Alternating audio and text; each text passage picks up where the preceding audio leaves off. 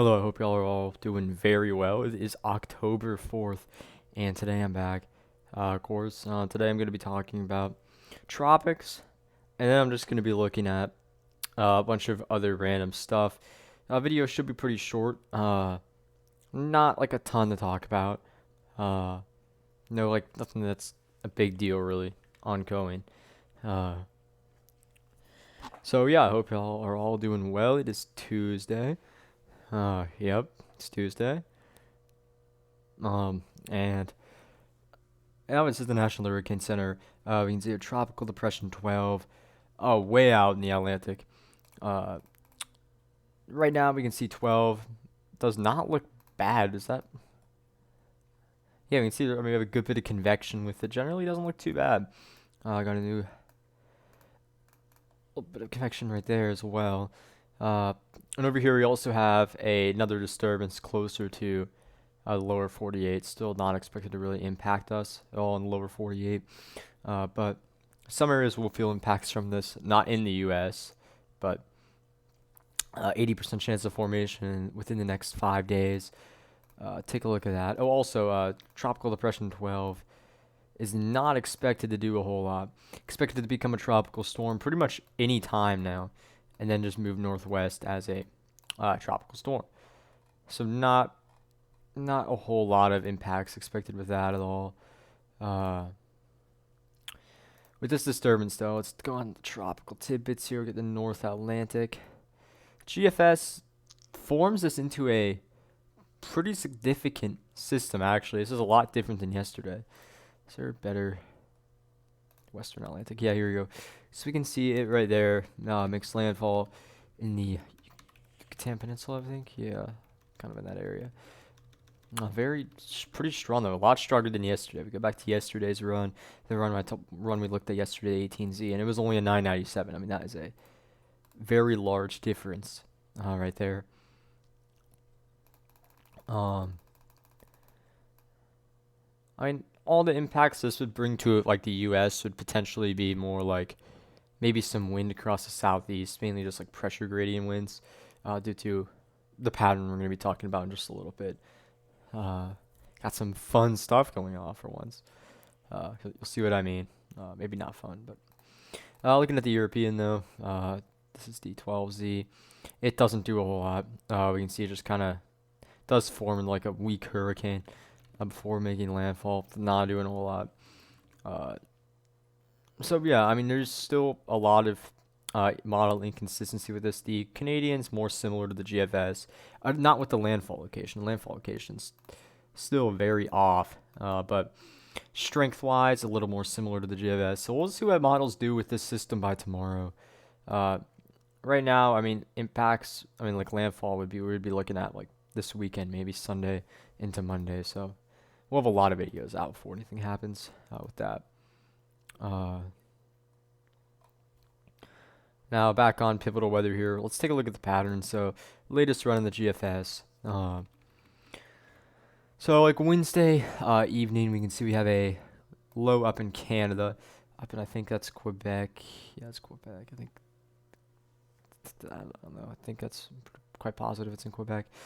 Not a whole lot going on. Most of the U.S. is calm, pretty calm, which is good. But we can see maybe we could be looking at the first snow in UP and Michigan. Anything that would happen would be very quick. Be too warm. We'd barely see it. We'd not see any accumulation. But maybe GFS is kind of taking the possibility away. But maybe some areas could see a quick snow shower. You can still see a few little specks in that area without like ahead of this low that kind of comes down. And this is going to bring another surge of cold air to the east. More below average temps, which is good.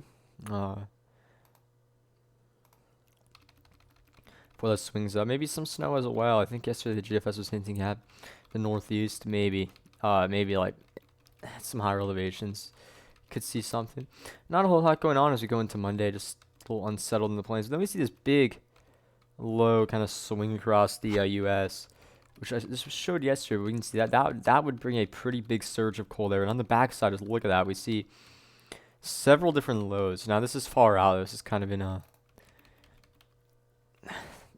Fantasyland, as some people call it in the GFS here, because most of this stuff doesn't happen. But this storm system right here, our like, is becoming more consistent.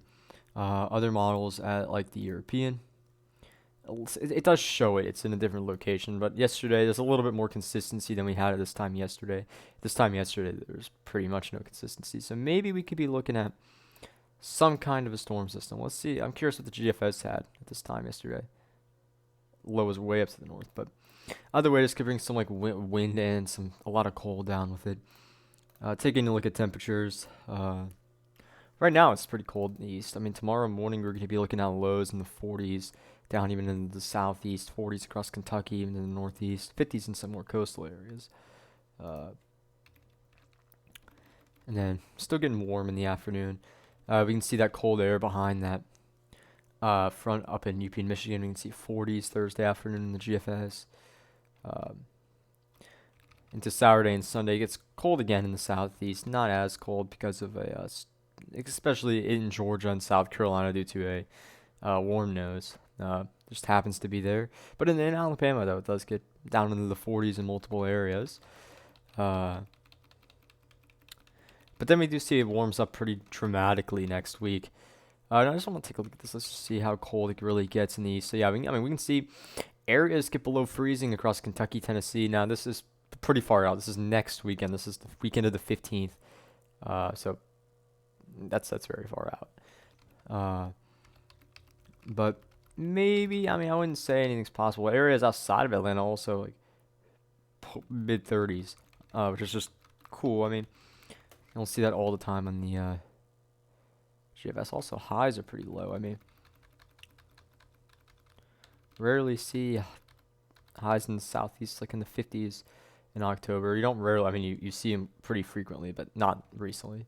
Not since early 2019 or last year, end of October. There was some cool days in the southeast with highs in the 50s, but the past couple of years it's been pretty warm in the southeast in October, especially 2020, 2019. I think 2018 was above average generally. 2017, maybe I don't think 2017. I think 2017 was below, but 2016 was very above average. I know there's a pretty significant drought as well ongoing at that time, but so yeah, I mean October in the southeast that's been pretty above average over the past couple of years, temperature wise. So we'll see if this October can actually change that in some areas. It'll be interesting to see.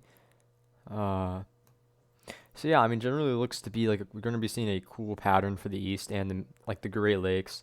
The west looks to be continuously hot like the entire run. While the Great Lakes in the east keep getting surges of cold air. So yeah, that's the general pattern. Not really fun, but I mean for some places fun, I guess. If you'd rather have it be cool in October instead of hot. So yeah, that'll pretty much wrap up the video. That's pretty much all I got. I hope y'all enjoy the video. I will be back tomorrow most likely. So yeah, thank you for watching. Hope y'all all have an excellent day tomorrow. Yep, goodbye.